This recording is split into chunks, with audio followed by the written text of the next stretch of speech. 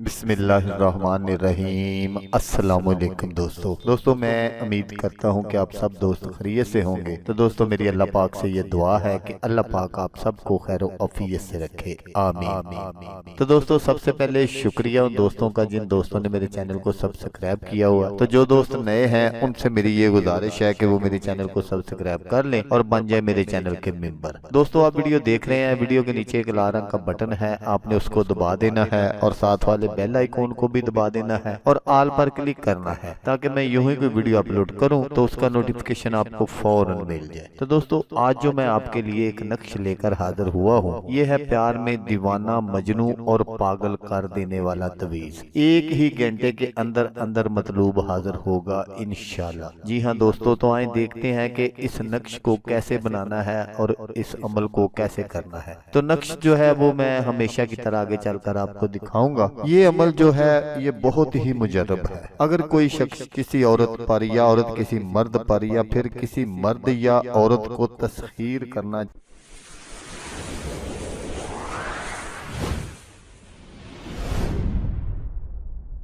चाहे तो इस नक्श को बरोज पीर अरूज माह में बाद अज गुसल कामल तहारत के साथ किबला रुख होकर किसी दरिया के किनारे बैठकर 14 अदद नक्श लिखे और तालब मतलूब के नाम भी लिखकर आटे और शक्कर में गूंद कर गोलियां बनाए और दरिया में डाल दे ताकि मछलियां खा जाए। इस तरह 13 रोज मुतवातर बिला नागा करता रहे और 14वें रोज दरिया पर अमल करने के लिए जाने से पहले घर पर ही खूब अच्छी तरह गुसल करके कदरे चावल पकाकर किसी मिट्टी के नए बर्तन में डाल ले और इसमें घी, मैदा और शक्कर भी मिलाए और एक सफेद मुर्ग लेकर दरिया पर चला जाए। रास्ते में हर गिज किसी से बात ना करे और ना ही किसी तरफ अपना ध्यान दे। अब चावल और मैदा वगैरह को रखकर पहले बुलंद आवाज से अल्लाह अकबर कहकर शरई तरीके से मुर्ग को ज़िबा करे और तमाम चीजों को उल्टाकर नक्श के मुवक्किलों और हुजूर अकरम सल्लल्लाहु अलैहि वसल्लम के नाम की न्याज दे। इसके बाद हस्बे दस्तूर नक्श लिखकर आटे और शक्कर में गोलियां बनाकर दरिया में डाल दे। गोली एक एक करके दरिया में डाले।